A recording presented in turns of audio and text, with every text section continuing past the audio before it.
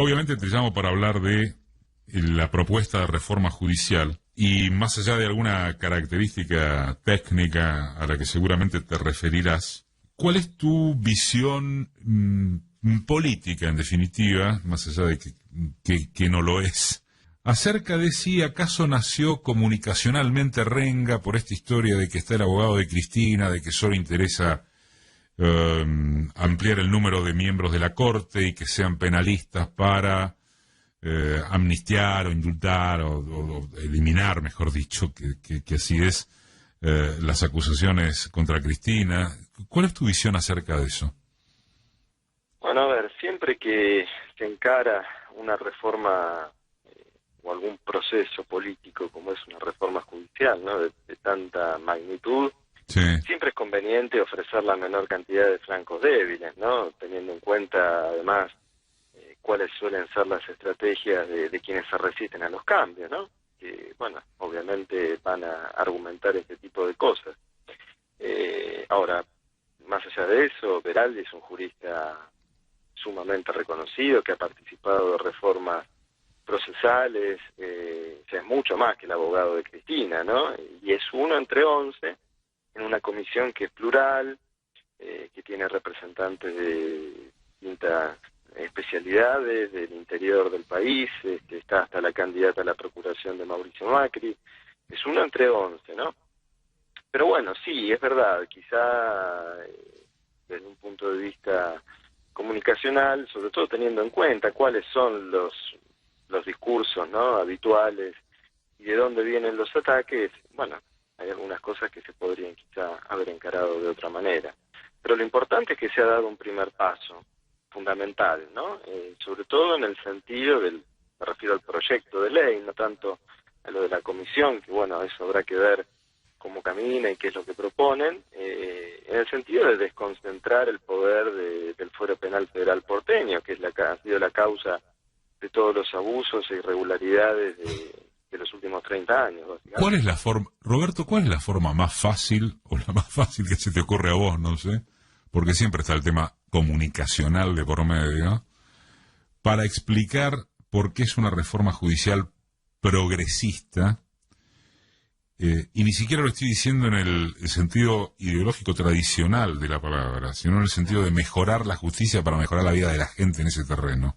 ¿Cuál es la manera más fácil de explicar? Porque no sé si compartís, pero la sensación es que hay un berenjenal de términos, de figuras, de apelaciones, Consejo de la Magistratura, Justicia en lo Criminal Correccional Federal, etcétera, etcétera, que confunden al hombre de a pie, como se le dice. Sí, fue como una especie de shock, ¿no?, de medidas o de Y una propuestas. catarata de términos técnicos y jurídicos, que encima cuando estás en medio de la pandemia, con la situación económica, decís, bueno, me parece que tendría que haber una forma más fácil de explicar esto. Sí, lo explicaría de esta manera. La justicia penal federal porteña es la parte de la justicia penal federal que por su ubicación geográfica es la que investiga y juzga a los funcionarios de gobiernos nacionales, de diputados, senadores, ¿no?, porque es la que tiene competencia para eso. ¿Eso es Comodoro Pi? Es Comodoro Pi, lo conocemos como Comodoro Pi. El pobre Comodoro ha pasado la historia no por su mérito, sino por el edificio que alberga a todos estos tránsfugas. Bueno, entonces, ese fuero, en la década del 90, se reconfiguró, ¿sí?, con creaciones de juzgados, de la casación, etcétera, de una manera tal que garantizara la impunidad de los hechos de corrupción de aquellos años. Es decir, fue hecho, remodelado con esa finalidad, que fue lo que motivó en su momento la salida de León Arlanián del gobierno de Menem, ¿no? Ajá. A partir de ese momento, bueno, vimos durante 30 años que efectivamente cumplieron el rol para el que habían sido designados, ¿no? Encubriendo hechos de corrupción, apurando investigaciones cuando cambiaban los tiempos políticos o cuando ellos mismos se veían amenazados por el inicio de un posible juicio político, de un jury de enjuiciamiento, ¿no? Entonces vimos siempre esta lógica pendular, extorsiva, que además tuvo en los 90 también la cuestión del incorporación o de una relación promiscua con los servicios de inteligencia, ¿no? Que con el paradigma absoluto que fue la investigación del atentado de la AMIA. Sí. Y bueno, toda esa podredumbre en los últimos 4 años adquirió también una función que antes no había tenido, que fue la de perseguir disidentes, enemigos políticos, adversarios, ¿no? Que esa fue una función que antes no había desempeñado y que la desempeñó en los últimos 4 años. Entonces, a lo largo de los últimos 30 años de la historia, lo que hemos visto es que Comodoro Pi ha sido alternativamente encubridor de hechos de corrupción y perseguidor de adversarios políticos del poder político de turno, ¿no? Bien. Entonces, ¿por qué pasaron esos abusos de poder? Bueno, porque el poder estaba concentrado en muy pocas personas.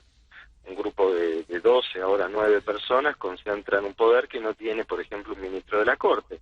O sea que es buena, o sería buena receta que esos 12, 11 tipos, 12 juzgados, se conviertan en 40 y pico.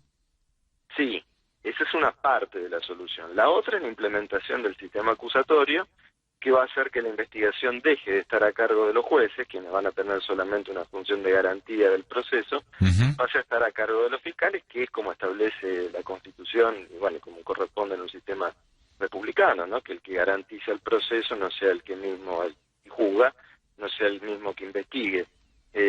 Bueno, ese es el otro paso. Y por supuesto la reforma del Consejo de la Magistratura, porque de nada nos sirve modificar la arquitectura institucional si seguimos eligiendo malos jueces, ¿no? O si seguimos con procedimientos poco claros de designación de magistrados. Ayer escuchaba a alguien que decía una reforma judicial integral, como la que se pretende, no debería ser cosa solamente de jueces y abogados. Debería involucrarse la mayor parte de la sociedad que se pueda y que se busque. ¿Estás de acuerdo? Y si fuese así, ¿eso es lograble? Sí, estoy totalmente de acuerdo. Ahora, en esta primera etapa, porque pensemos que esta comisión que se ha convocado, y esto también, ¿no?, tiene que ver con lo comunicacional, ¿no? De dejar en claro qué es lo que va a hacer esta comisión. Tiene como misión, en los próximos 90 días, ofrecerle al presidente distintas alternativas sobre la Corte, el Consejo de la Magistratura y el Ministerio Público Fiscal y de la Defensa. Sí. Con ese material el presidente verá qué hace, si se elaboran proyectos de ley,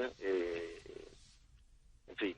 El tema es que la derecha ya impuso que solo se trata de ampliar los miembros de la Corte para beneficiar a Cristina. Sí, totalmente. Bueno, es que precisamente ahí es donde quizá, creo que hemos tenido ya demasiadas experiencias, ¿no?, como para tener un aprendizaje sobre ciertas cosas. Me parece que habría que haber habilitado un debate que más que partiera sobre la cuestión de los miembros, que en definitiva es una cuestión importante, sí, pero que no es primordial. Lo más importante acá respecto de la Corte es evaluar si está funcionando bien o mal. Yo veía, por ejemplo, en el día de ayer que en respuesta a los dichos del presidente de que la Corte está funcionando mal, hubo algún vocero de la Corte que dijo, bueno, no, pero ¿cómo vamos a estar funcionando mal si fallamos en 29.000 causas? Yo digo, caramba, si están reconociendo que fallaron 29.000 causas en un año, eso no están funcionando mal. Es que están funcionando mal, porque digo, ¿cómo pueden hacer? No me voy a poner a hacer cuentas ahora, soy abogado, pero ¿cómo pueden hacer para resolver 29.000 causas? Digamos, de ninguna manera. O sea, hemos naturalizado que firmen sentencias el máximo tribunal, que firmen sentencias y que entiendan en causas que ni siquiera saben de lo que están hablando, de lo que han firmado, ¿no? Entonces, bueno, es evidente que no están funcionando bien, es evidente que no están cumpliendo la función que la Corte, que la Constitución le establece, que es la del control de constitucionalidad. Hace más de 100 años la Corte, por vía de la arbitrariedad, se atribuyó la competencia de revisar cuestiones de hecho y de derecho federal y de derecho común, en cualquier caso prácticamente, con lo cual se ha convertido en una instancia de apelación más, en una alzada más. Y bueno, y eso es lo que genera que tengan 30.000 causas por año. Ahora, precisamente eso que ellos exhibían como un motivo de orgullo, de productividad, debería preocuparnos. La Corte de los Estados Unidos resuelve 100 causas por año. Bueno, me parece que esos son los problemas y las discusiones que hay que dar.